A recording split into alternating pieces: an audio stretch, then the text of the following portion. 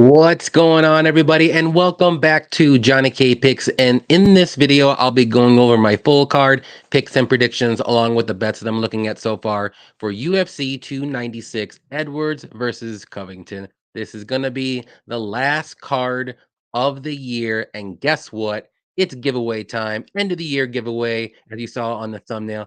I will be giving away a this is the Leon Edwards Auto Silver, and then this is also a Kobe Covington Auto Silver. So all you have to do to enter the giveaway is you just like this video, subscribe to me if you haven't already.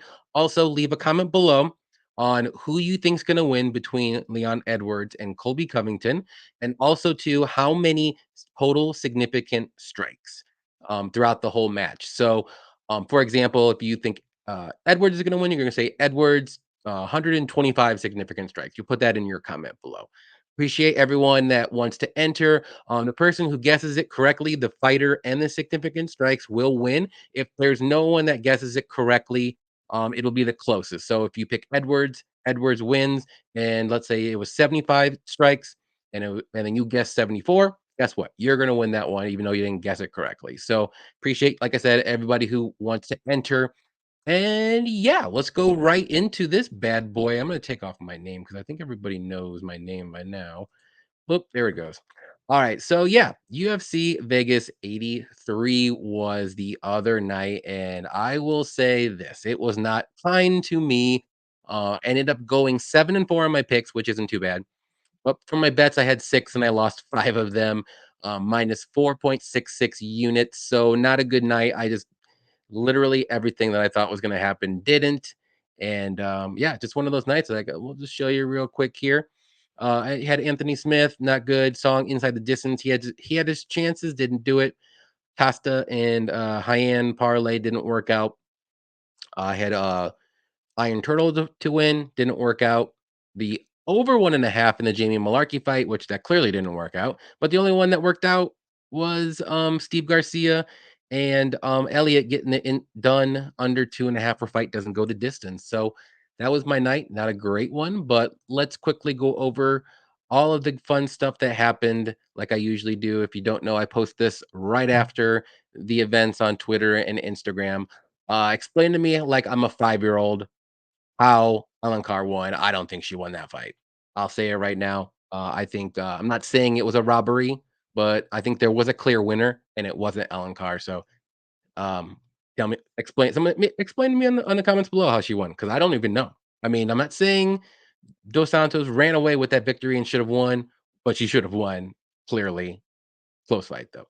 Tatsuro is a boss. Yeah, man. His striking is great. It looks like his grappling is great. This guy's gonna be a champion. He's only 23 years old. Give him 2 or 3 more years, he's gonna be up there. Uh, Speaking of Alencar, Santos just won just how Dos Santos should have won. Like, it was exactly the same fight, guys. I don't even know. Same fight, maybe a little bit worse. And they gave it to Santos. Even one judge gave it 30-27 to Santos. Yeah, Santos. So it is what it is. Garcia overcomes yet again. Yeah, this is like the fourth fight in a row for him where he kind of was overcoming. He got knocked down or something, or he lost the first round and he came back in the second and won. So this guy's a dog. You never can count him out. And yeah, I mean, maybe I should stop betting against him because every time I do, it seems to not work out.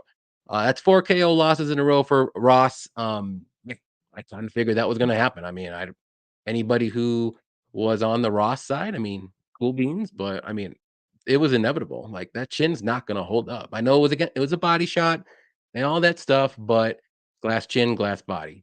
That's all I'm gonna say. Josette looking smooth. He looked great out there. I will tell you that. He made Song look kind of like he was the up and coming guy because man, he surprised me. Like good striking, good kicks. He did get hit a couple times here, but he has a good chin. And, yeah, he might do something in this division. Damage versus control, the splits never go my way. Yeah, it just depends on how you wanna score that card. Fight I meant. Munoz versus Park. If you like the control, guess what? You're probably gonna say Munoz won. If you like the damage, you're probably gonna say Park won. I mean, it was warranted. That's a clear split decision that I thought should have happened, and it did. Coulda went either way. Just didn't go mine, unfortunately. Elliott did the damn thing. He came in there short notice, did what he needed to do, get the fight to the mat and get the submission. We all knew that's a sixth submission loss for Sumadarji out of his 6 losses in his career. So if you're gonna beat him, you get him down on the mat and you sub him.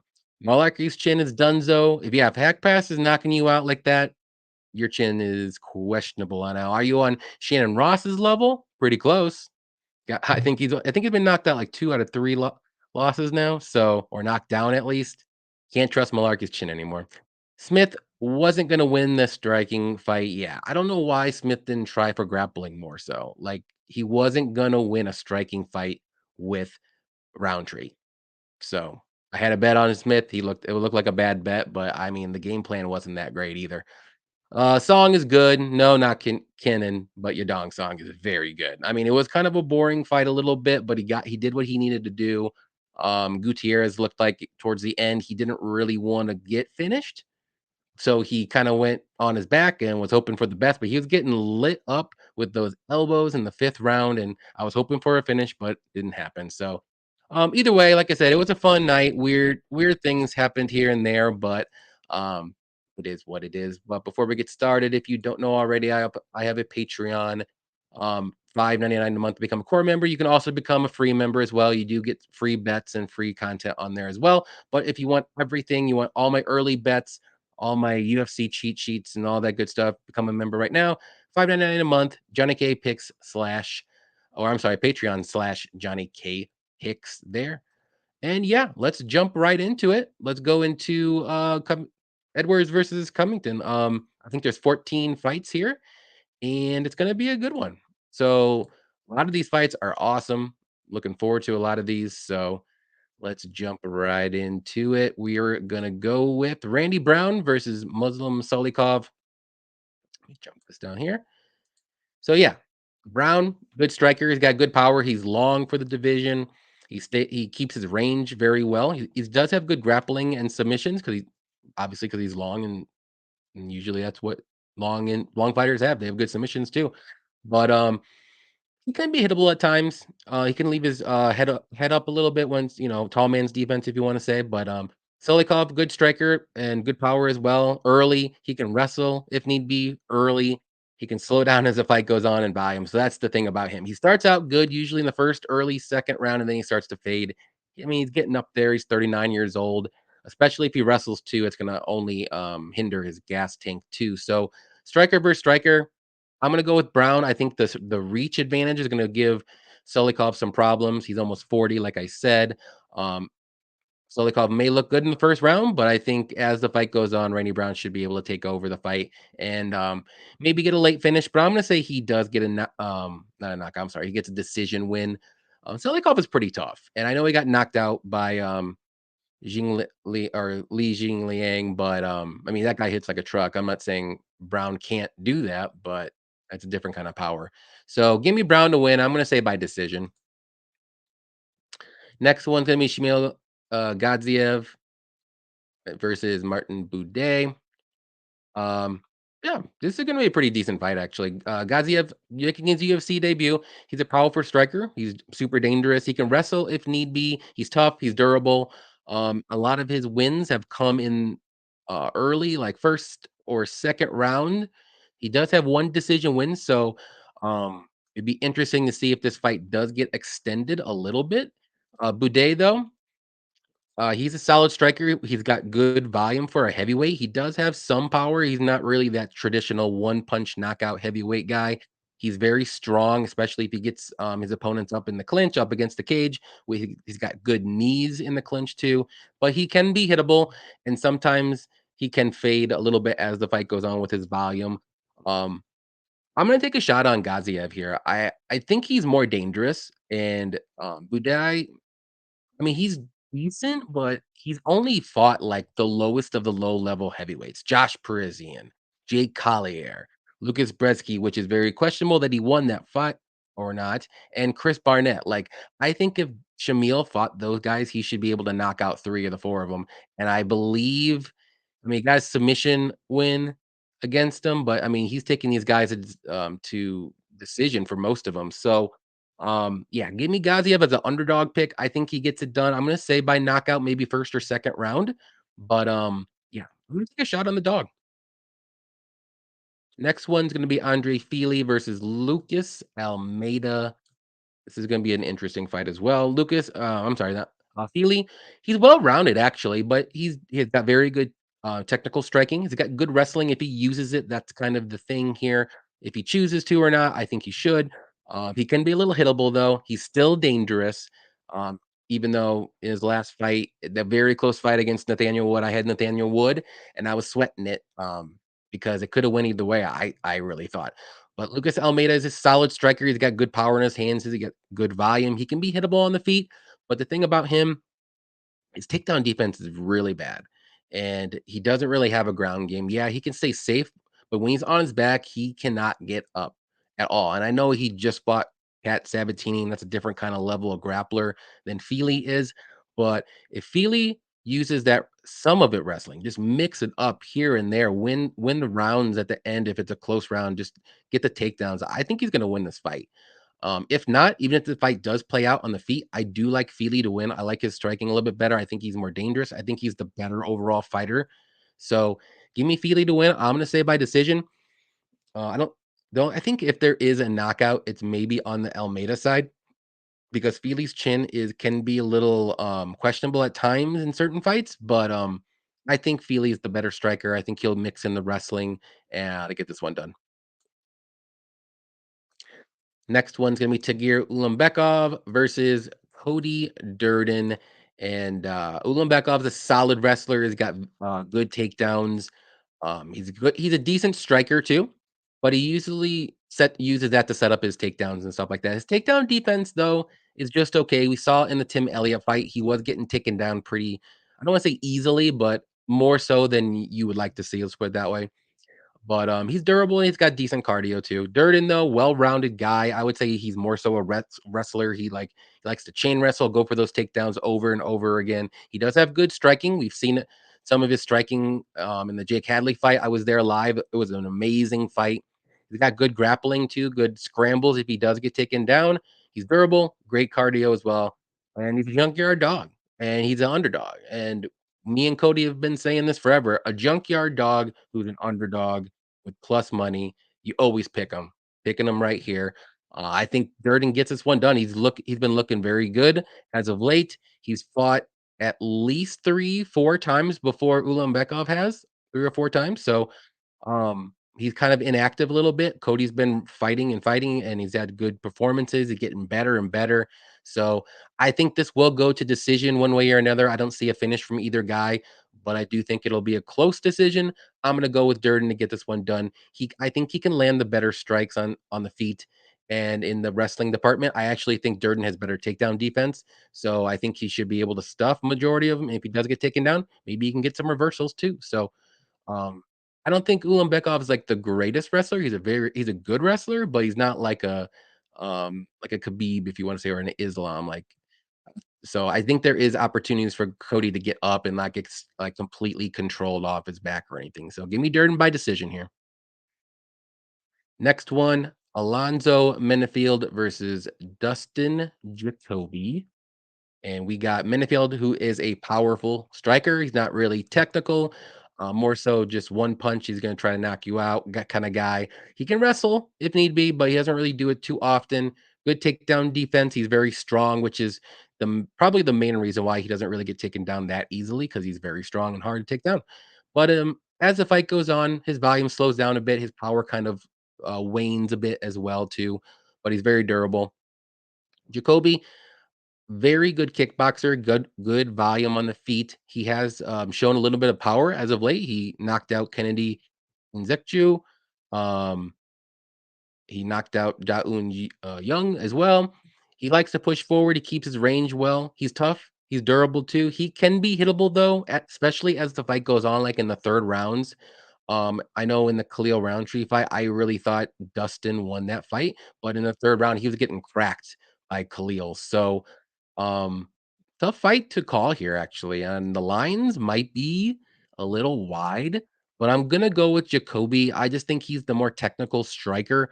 I think he'll play it safe and not get knocked out. I think he'll stay at range, and I think he'll just outvalue Menifield. I think Menifield will land a couple good shots here and there, but I think for every Menifield significant strike, I think Jacoby is gonna just outdo him like 2 or 3-1. So it'll go. I'm gonna guess it goes a decision as well. Just give me Jacoby to win 29-28. The third round might be a little dicey because both guys are a little slow or they slow down, and who knows what happens. So give me Dustin Jacoby by decision. Next one is gonna be Casey O'Neill versus Ariana Lipski, and O'Neill. Let's see, solid striking. She throws tons of volume on the feet. She's hittable on the feet as well, though. She can wrestle, but we haven't really seen it. Like we've seen it early on in her career when she first got in the UFC. She's getting takedowns, great ground and pound, and then all of a sudden against Roxanne Modafferi, she thinks she's a striker. She won. I mean, it was a close fight, but she won. And then against Jennifer Maia, like she just struck with Jennifer Maia. She didn't even try to take her down. I think well, maybe once, but nothing crazy. But, she's got good cardio too. She's tough. She's durable. So Lipski, solid striker, good takedown defense. She can be taken down when she is on her back, though. She's not really the greatest. She doesn't really do too much, but her grappling is pretty good when she's on top of it, or when she's on top and she's on when she has the control.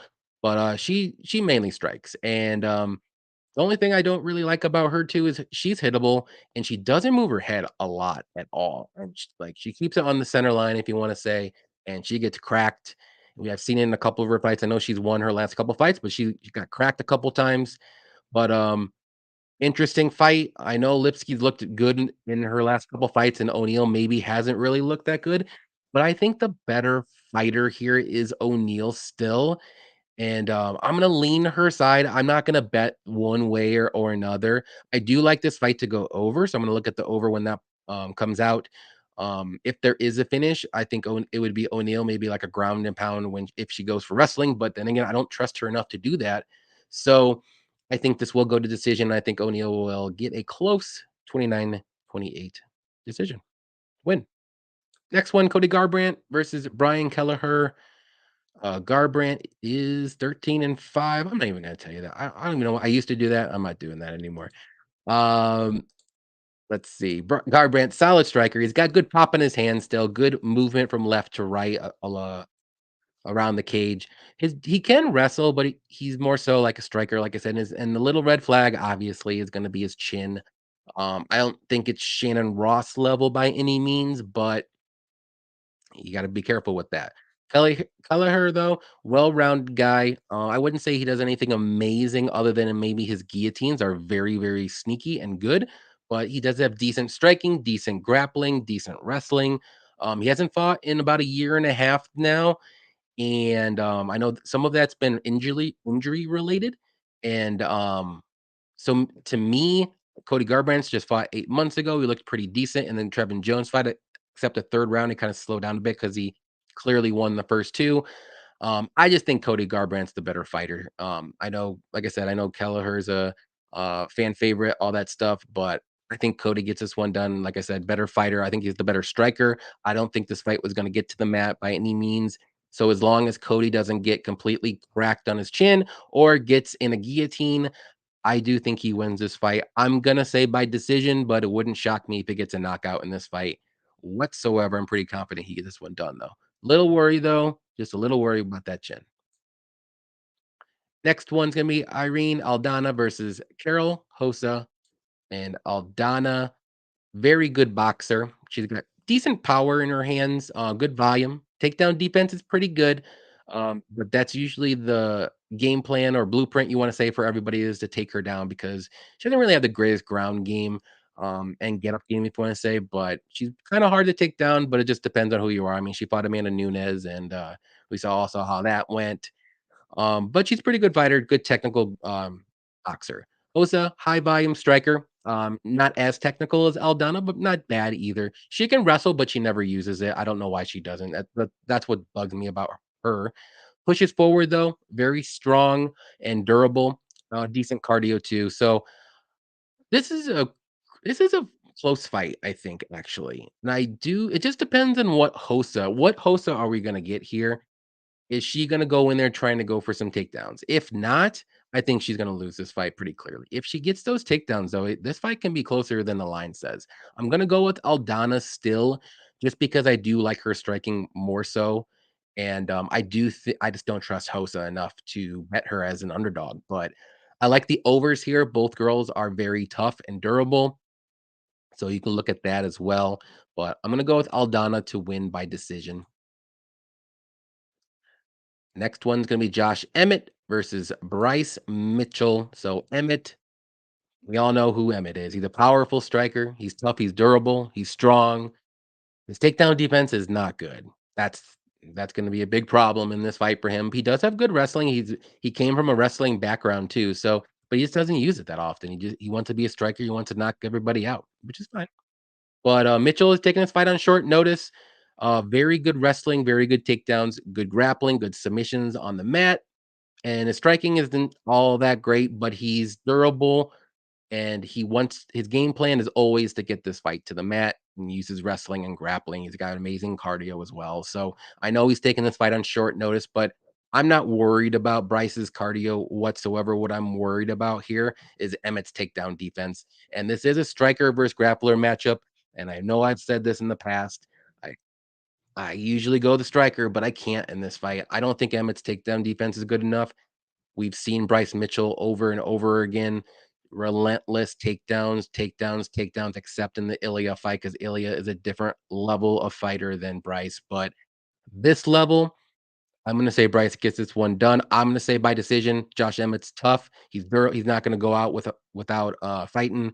And is there a chance Emmett wins by knockout? Of course there is, but I just don't see it. And I think Bryce is going to get that wrestling going early and often and win a decision here.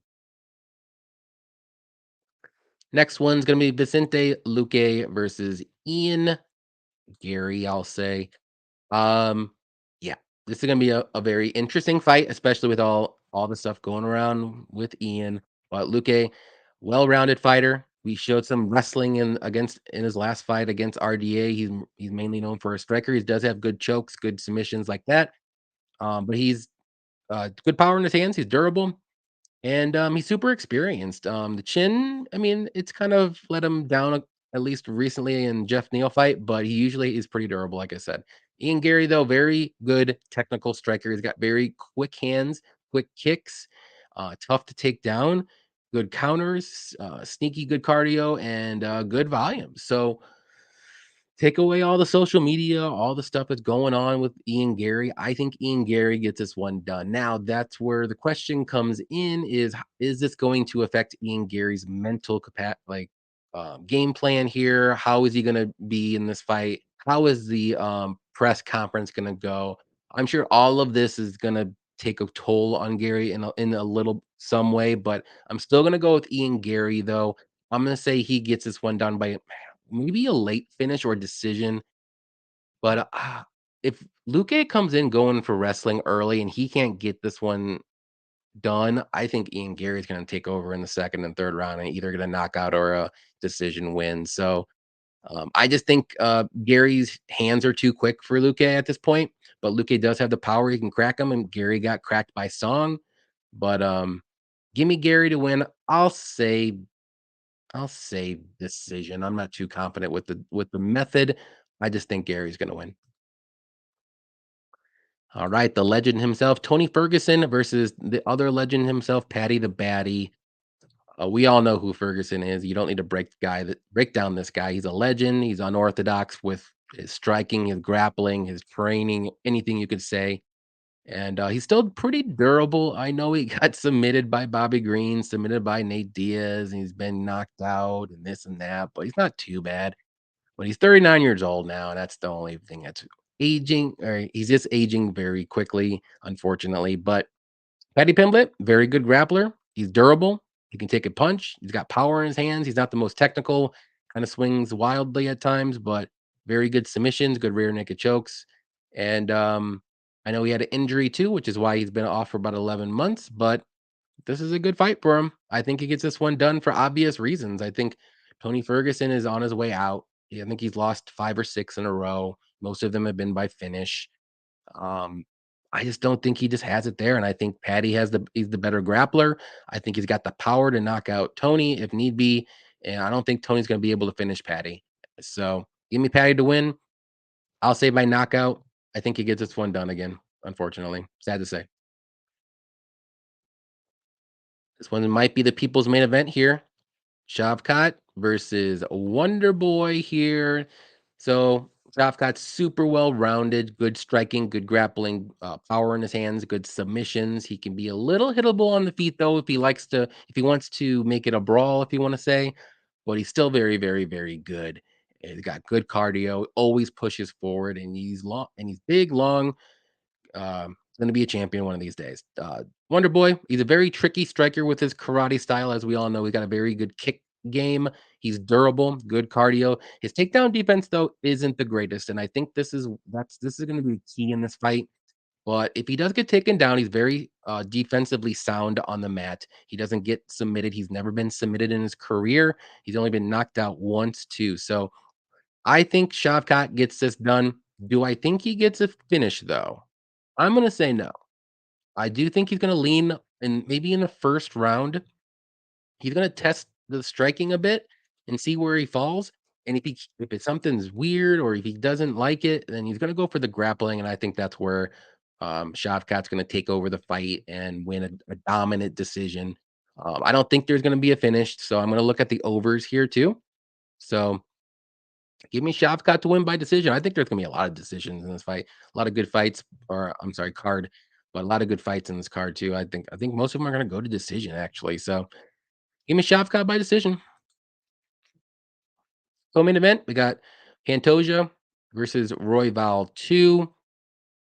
And both these guys are super dangerous, but Pantoja is well-rounded, good striking. He always pushes forward. He's got good power in his hands, good grappling and good submissions too.